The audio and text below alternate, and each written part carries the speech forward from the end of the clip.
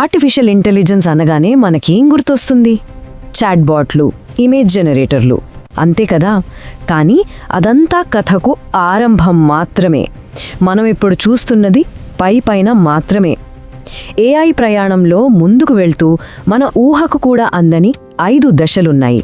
వాటి గురించి ఇప్పుడు తెలుసుకుందాం. చాలామందికి తెలిసిన ఏఐ కేవలం ఈ మొదటి దశ మాత్రమే.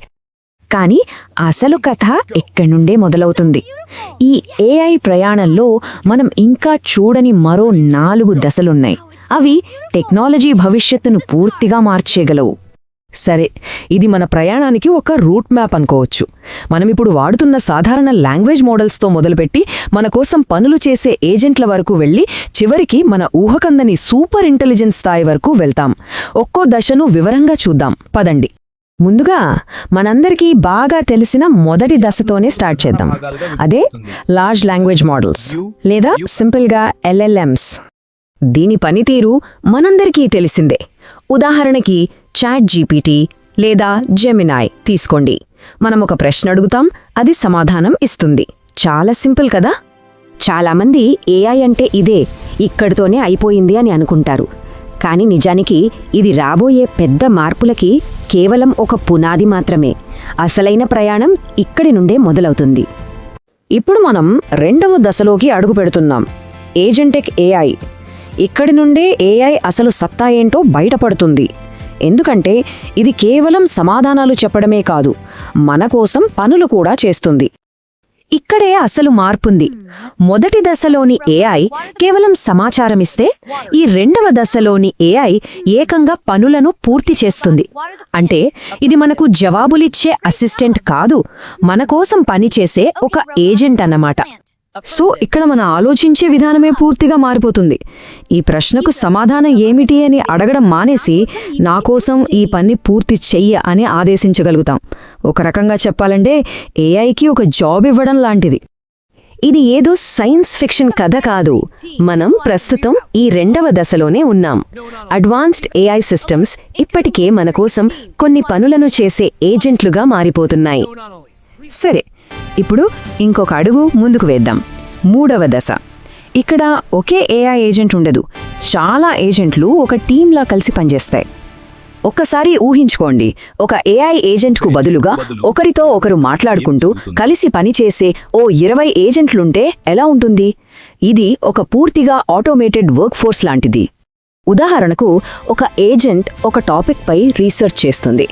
ఆ ఇన్ఫర్మేషన్ని మరో ఏజెంట్కు పంపిస్తే అది ఒక ఆర్టికల్ రాస్తుంది. 3వ ఏజెంట్ దాన్ని ఆన్లైన్లో పబ్లిష్ చేస్తుంది.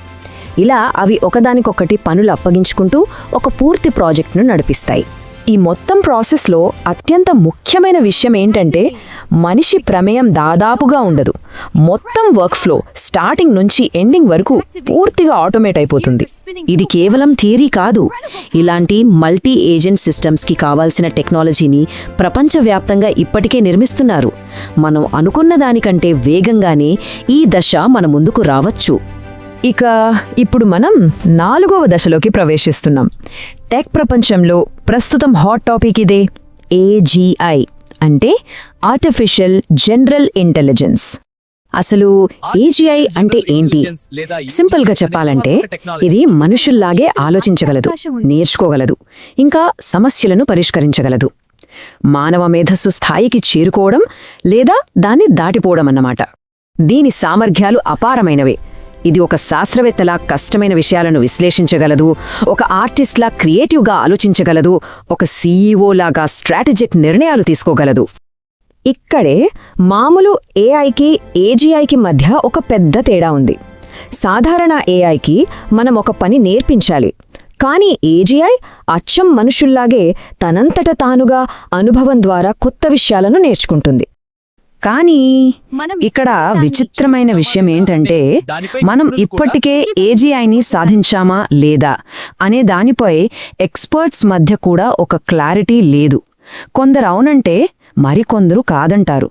దీన్ని బట్టే అర్థం చేసుకోవచ్చు టెక్నాలజీ మన అంచనాలను ఎంత వేగంగా దాటిపోతోందో. ఇక మనం చివరి దశకు, అత్యంత శక్తివంతమైన, ఇంకా చెప్పాలంటే కాస్త భయాన్ని కలిగించే 5వ దశకు చేరుకున్నాం. అదే సూపర్ ఇంటెలిజెన్స్. సూపర్ ఇంటెలిజెన్స్ అంటే మనిషి తెలివితేటలను ప్రతి రంగంలో మనం ఊహించలేనంత స్థాయిలో దాటిపోయే ఏఐ. దాని ఆలోచనా విధానం, దాని క్యాపబిలిటీస్ మనకు పూర్తిగా అంతుచిక్కవు. దీని శక్తి ప్రపంచాన్నే మార్చేయగలదు. కొన్ని శతాబ్దాలుగా మనిషిని వేధిస్తున్న రోగాలు, ఎనర్జీ ప్రాబ్లమ్స్ లాంటి అతిపెద్ద సమస్యలకు ఇది పరిష్కారాలు కనుగొనగలదు. మనకింకా అర్థం కాని విశ్వరహస్యాలను కూడా ఇది ఛేదించగలదు. కానీ ఒకవేళ మనం ఈ చివరి దశకు చేరుకుంటే మన ముందు ఒక పెద్ద ప్రశ్న నిలుస్తోంది. ఇది మానవజాతి చరిత్రలో జరిగిన అత్యంత గొప్ప ఆవిష్కరణ అవుతుందా, లేక మన ఉనికికే ముప్పు తెచ్చే అత్యంత వినాశకరమైన శక్తిగా మారుతుందా?